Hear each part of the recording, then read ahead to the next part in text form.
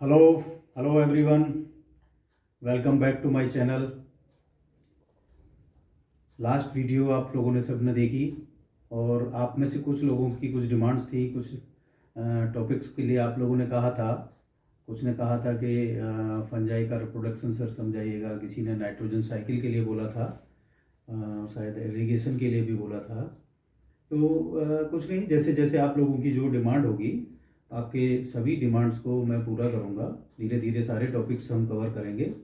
आप लोग इसी तरीके से आप उसे सारी वीडियो देखिए और जो भी आपकी डिमांड है या जो भी और उस टॉपिक पर कुछ और अगर आप अलग से चाह रहे हैं, आप उसे भी बताइएगा। और जो नए हैं वो चैनल को सब्सक्राइब कीजिए और अपने अपने व्यूज़ देते रहिए। कमेंट्स बॉक्स में ज़रूर अपने व्यूज़ दीजिए, अपने जो भी आपकी डिमांड है उसे बताइएगा। तो चलिए उसी क्रम को आगे बढ़ाते हैं। आज हम फंजाई के बारे में थोड़ी सी आपसे बात करेंगे। चलिए स्टार्ट करते हैं। तो मैंने अपनी लास्ट वीडियो में आपको एल्गी के बारे में बताया था, आज फंजाई के बारे में बताएंगे। तो शायद मैंने आपको ये भी बताया था कि जो प्लांट्स को मैंने दो तरीके के प्लांट्स बताए थे, फेनेरोगैम्स और क्रिप्टोगैम्स, फ्लावरिंग प्लांट्स और नॉन फ्लावरिंग प्लांट्स। तो ये जो हमारी एल्गी, फंजाई, बैक्टीरिया, प्रोटोजोआ, ये सब हैं, ये इनको हमने प्लांट्स की कैटेगरी में रखा है। लेकिन ये कैसे प्लांट? Non flowering plants. तो एल्गी और फंजाई थैलोफाइट्स हैं। थैलोफाइट्स मीन्स पौधों का ऐसा शरीर जो जड़, तना, पत्ती में विभक्त ना हो, उसको हम थैलस कहते हैं और इसके ग्रुप को थैलोफाइटा कहते हैं। तो फंजाई का मतलब है कि वो पौधे, वो जो सड़े गले मृत पदार्थों पर, डेड पार्टिकल्स पर पाए जाते हैं और उन्हीं पर अपने भोजन के लिए डिपेंड करते हैं, उनको हम इस कैटेगरी में रखते हैं। इनमें जो उनकी सेल वॉल होती है वो फंगस सेलुलोज की बनी हुई होती है और भोजन इनमें ग्लाइकोजन के रूप में स्टोर होता है। रिप्रोडक्शन सेक्सुअल एसेक्सुअल रिप्रोडक्शन इनमें पाया जाता है। और इसमें हम आपने देखा होगा कि बरसात के दिनों में आपने देखा होगा कि जगह जगह पर एक वो कुकुरमुत्ता जिसे आप बोलते हो, मशरूम बोलते हो, वो भी उग जाते हैं। वो भी फंगस है, ठीक, मशरूम। और राइजोपस, ईस्ट, ये भी इसके फंगस के, फंजाई के एग्जाम्पल हैं। तो हम इसके रिप्रोडक्शन में आपको राइजोपस और ईस्ट के रिप्रोडक्शन आपको समझाएंगे। पहले तो थोड़ा सा मैं आपको इसके स्ट्रक्चर के बारे में मैं थोड़ा सा बता दूं। ये कैसे राइजोपस, आज हम राइजोपस को लेते हैं कि राइजोपस कैसे अपना भोजन ले रहा है और इसका स्ट्रक्चर कैसा है। चलिए मैं आपको थोड़ा सा दिखाता हूं। देखिएगा, ये इस टाइप का इसका स्ट्रक्चर है। ये सफेद रुई के से झुंड आपने देखा होगा डबल रोटी पर, अच्छे पुराने अचार पर, भीगी चमड़े पर, भीगी लकड़ी पर, एक इस तरीके के झुंड सा आपको दिखाई दे जाएगा। और ये बरसात के मौसम में अधिक होता है क्योंकि ये इसको उगने में, इसको ग्रो करने में मॉइस्चर महत्वपूर्ण है। तो बरसात में नमी की अधिकता होती है, इस कारण ये बरसात में अधिक उगते हैं। देखिएगा, इसकी जो सिंगल रचना है उसको हमने हाइफी नाम दिया है, ठीक है। और ये एक सड़े गले मृत पदार्थ पर पाए जाते हैं। इसका यानी कि होस्ट जो है वो डेड पार्टिकल है, मृत पदार्थ है, जिससे ये अपना भोजन लेते हैं। भोजन कैसे ले रहे हैं ये देखिए, इसमें एक रचना बनी हुई है, इसको कहते हैं राइजोइड। ये राइजोइड इसके सक्शन ऑर्गन्स हैं, चूसक अंग हैं। इसके द्वारा ये भोजन को डेड पार्टिकल से चूसते हैं, इसलिए ये राइजोइड्स है। और इस हाइफी का जो संयुक्त भाग है, इसका जो झुंड है, उसको हम संयुक्त रूप से माइसीलियम बोलते हैं, ठीक है। तो आपने देखा कि ये सड़े गले मृत पदार्थों से अपना भोजन शोषित कर रहे हैं। सड़े गले मृत पदार्थ भी आपने जान लिए, चाहे वो पुरानी लकड़ी, भीगी हुई लकड़ी हो, चमड़ा हो, पुराने अचार हो, सड़े गले फल हो, गोबर का ढेर हो, उस पर ये उगते हैं और उन्हीं से अपना भोजन, राइजोइड्स के द्वारा भोजन अपना चूसते हैं। चलिए, ये इसकी मैंने स्ट्रक्चर के बारे में इसकी आपको मैंने बताया कैसे अपना भोजन ले रहे हैं। अब मैं चलिए आपको उसका स्ट्रक्चर बता दिया। अब मैं आपको इसका रिप्रोडक्शन आपको क्लियर। तो देखिए, चलिए शुरू करते हैं इसका रिप्रोडक्शन। रिप्रोडक्शन में देखिए, वो तो आप पहले भी जान चुके हैं कि वेजिटेटिव रिप्रोडक्शन उसमें क्या हो रहा है, और बाइनरी फिजन, मल्टीपल फिजन। अब यहाँ मेन है इसमें जो राइजोपस में पाया जा रहा है, सेक्सुअल रिप्रोडक्शन और एसेक्सुअल रिप्रोडक्शन। पहले हम बात करते हैं एसेक्सुअल रिप्रोडक्शन की। तो देखिए, अभी हमने आपको दिखाया था कि इसका हाइफी, जो इसकी सिंगल रचना है, उसको आपने हाइफी नाम दिया। तो क्या होगा, जब राइजोपस के हाइफी में, यानी कि सिंगल हाइफी में रिप्रोडक्शन होगा, तो क्या होगा एसेक्सुअल रिप्रोडक्शन में, जब फेवरेबल कंडीशन होगी, अनुकूल वातावरण होगा, भोजन की अधिकता होगी, तो क्या होगा, इसका हाइफी अधिक भोजन के कारण अधिक भोजन लेगा और अधिक भोजन के कारण फूलकर गोल हो जाएगा। इसका ऊपरी सिरा फूल जाएगा और फूलकर गोल हो जाएगा। आगे चलकर ये थोड़ा सा और फूलेगा। क्यों फूलेगा? क्योंकि इसका हाइफी का जो द्रव है वो ऊपरी सिरे पर आने लगेगा, तो ये फूलकर और बड़ा हो जाएगा। और ये फूला हुआ भाग कहलाया स्पोरेंजियम, और चूंकि इसका द्रव नीचे से ऊपर पहुंच गया तो ये खाली भाग कहलाया स्पोरेंजियोफोर। देख रहे हैं ना आप, ये हाइफी है, इसने अधिक भोजन लिया, अधिक भोजन के कारण ये फूलकर गोल हो गया, ऊपरी सिरे पर फूल गया। आगे चलकर इसका द्रव भी इसमें आ गया तो ये फूलकर और बड़ा हो गया, और फूला हुआ भाग स्पोरेंजियम कहलाया और नीचे वाला भाग स्पोरेंजियोफोर कहलाया। स्पोरेंजियोफोर या स्पोरेंजियम इसलिए कहलाया क्योंकि इसमें स्पोर्स बन रहे हैं। अब आगे क्या होगा, आगे ये और फूलेगा, और फूलने के बाद में क्या होगा, तो जब इसका ऊपरी सिरा फूलकर और बड़ा होगा तो नीचे स्पेस बनेगा। वो जो स्पेस बना, वो खाली स्थान बना, वो कॉल्यूमेला कहलाया। और इस कॉल्यूमेला और इस स्पोरेंजियम के बीच में एक वैक्यूल की दीवार बन जाती है, जैसे दिखाया भी गया। देखिए, वैक्यूलेटेड वॉल, यानी कि वैक्यूल की एक दीवार बन गई और खाली भाग कॉल्यूमेला कहलाया। ठीक है। अब आप देखिए, अब ये क्या होगा कि ये जो अभी आपने देखा था कि ये स्पोरेंजियम है और इसमें ये न्यूक्लियस के टूटे हुए भाग हैं। अब आगे क्या होगा कि न्यूक्लियस के जो टूटे हुए भाग हैं, क्योंकि ये स्पोरेंजियम में फैल गए, और इसके अंदर क्या होता है, साइटोप्लाज्म भरा हुआ है। सेल में आप जानते हैं कि साइटोप्लाज्म होता है। अब ये साइटोप्लाज्म इस न्यूक्लियस के टूटे हुए भाग के चारों तरफ इकट्ठा हो जाएगा, जैसा कि ये हो रहा है। देखिए, न्यूक्लियस के चारों तरफ साइटोप्लाज्म इकट्ठा हो गया। अब ये स्पोर्स जो बने हैं ये मैच्योर होंगे, और जब मैच्योर होंगे तो मैच्योर होकर इसकी वॉल पर प्रेशर डालेंगे, और प्रेशर डालकर ये बाहर निकल आएंगे।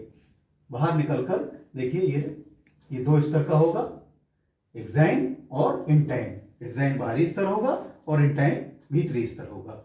आगे चलकर जब इसमें जर्मिनेशन होगा तो इसकी एक्साइन फट जाएगी और इंटाइन जर्म ट्यूब के रूप में बाहर निकल आएगी। ये जर्म ट्यूब होगी। ओके। और फिर ये मैच्योर होकर इसके नई हाइफी का, राइजोपस के नई हाइफी का निर्माण करेंगे। ये इसका न्यू हाइफी हो गया। ठीक, क्लियर? एक बार आपको मैं फिर से बता रहा हूं। देखिए, ये राइजोपस का हाइफी है।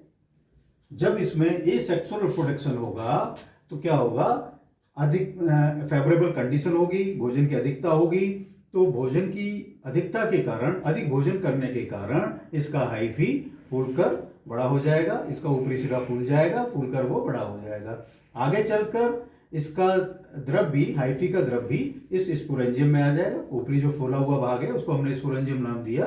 तो आगे चलकर इसका हाइफी का द्रव भी स्पोरेंजियम में आ जाएगा, जो खाली भाग स्पोरेंजियोफोर कहलाएगा, और स्पोरेंजियम फूलकर और बड़ा हो गया।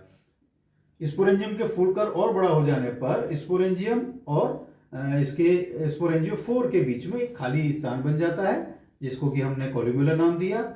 और इस कॉल्यूमेला और स्पोरेंजियम के बीच में वैक्यूल की एक दीवार बन जाती है, जो कि वैक्यूलेटेड वॉल के नाम से आपको दिखाई भी हुई है। और स्पोरेंजियम के अंदर जो न्यूक्लियस फैला हुआ है उसके चारों तरफ साइटोप्लाज्म के इकट्ठा हो जाने से स्पोर्स बन जाते हैं। ये स्पोर्स मैच्योर होने पर स्पोरेंजियम की दीवार पर प्रेशर डालते हैं और उसे तोड़कर बाहर निकल आते हैं। बाहर निकलने पर प्रत्येक स्पोर 2 स्तर का बना होता है, बाहरी स्तर एक्साइन और भीतरी स्तर इंटाइन। आगे चलकर इसमें जर्मिनेशन होगा। जर्मिनेशन होने पर एक्साइन फट जाएगी और इंटाइन जर्म ट्यूब के रूप में बाहर निकल आएगी और वृद्धि कर राइजोपस के नए हाइफी का निर्माण करेगी।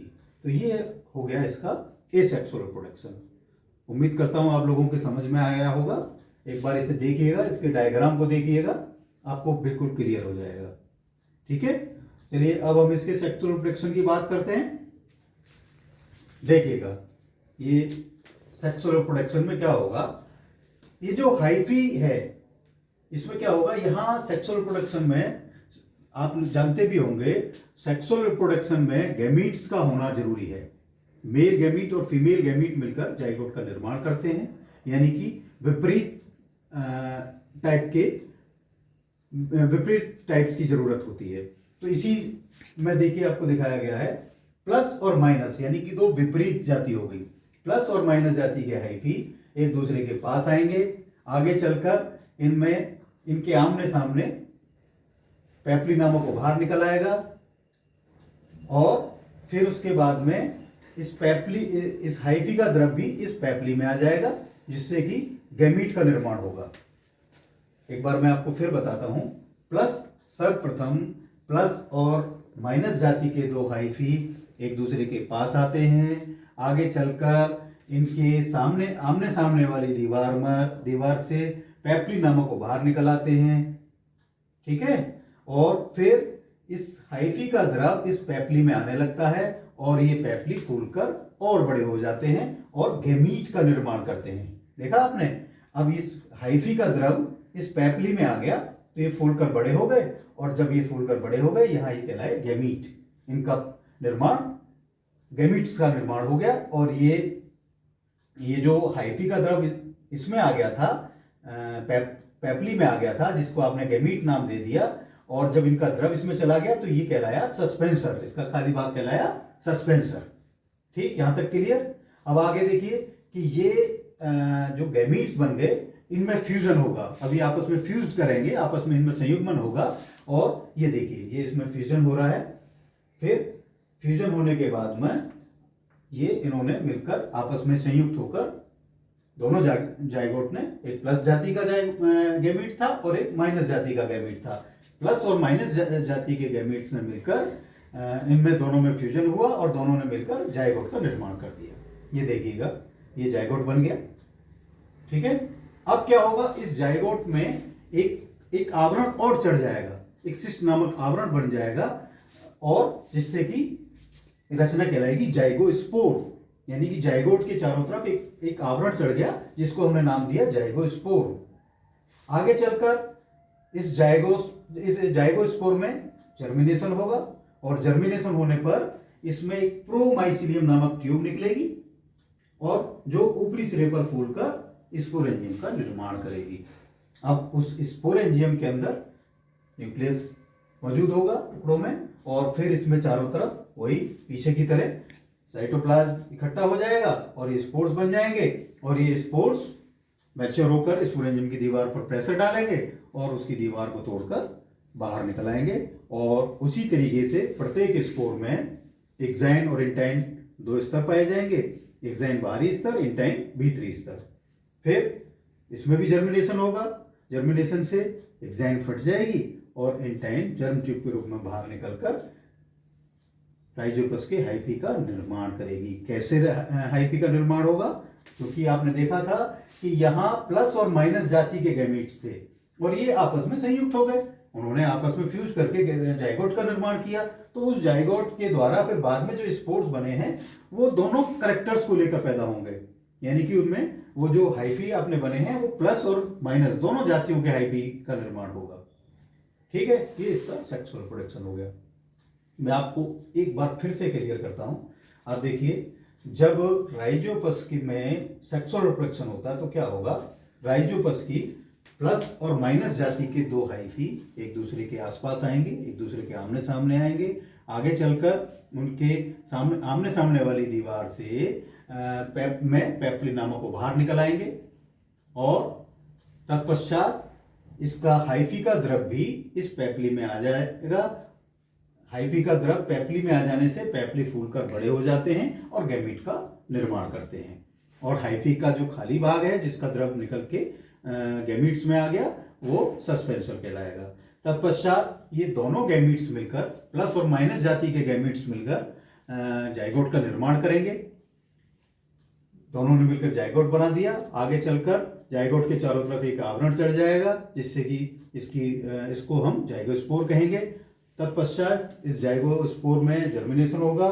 जर्मिनेशन होने से इसमें एक प्रोमाइसीलियम नामक ट्यूब निकल आएगी जो ऊपरी सिरे पर फूलकर स्पोरेंजियम का निर्माण करेगी। इस स्पोरेंजियम के अंदर स्पोर्स बन जाएंगे।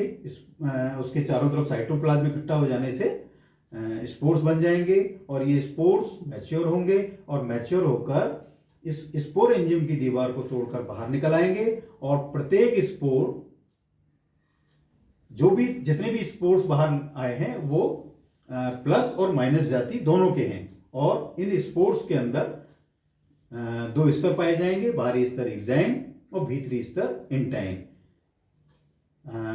इसमें जर्मिनेशन होगा। जर्मिनेशन होने पर एक्साइन फट जाएगी और इंटाइन जर्म ट्यूब के रूप में बाहर निकलकर इसकी नई हाइफी का निर्माण करेगा और बनने वाले हाइफी प्लस और माइनस दोनों प्रकार की जातियों वाले होंगे। तो उम्मीद करता हूं कि आपको एसेक्सुअल रिप्रोडक्शन भी समझ में आ गया होगा और सेक्सुअल रिप्रोडक्शन भी आ गया होगा।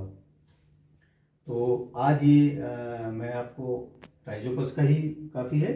मैं अपनी अगली वीडियो में जो बहुत जल्दी मैं करूँगा कि जिससे आप का ये भूल में ना पड़े, मैं आजकल में ही एक आध दो दिन में ही आपका इसमें यीस्ट का रिप्रोडक्शन मैं और आपको समझाऊंगा। फंजाई में ही, फंजाई में राइजोपस का बताया, ईस्ट का भी बताऊंगा। ईस्ट भी फंजाई है, उसको मैं नेक्स्ट वीडियो में करता हूँ। चलिए आप लोग इसे देखिए, समझिए और आपकी कोई क्वेरी हो, कोई आपको लग रहा हो कुछ अभी समझने में कसर रह गई, कोई और आपकी प्रॉब्लम्स हो वो मुझे इस बारे में बताइए या और आपकी जो डिमांड है वो बताइएगा और मैं अगली वीडियो आपको बहुत जल्दी भेजता हूँ ईस्ट के प्रोटेक्शन की। Okay, thank you very much.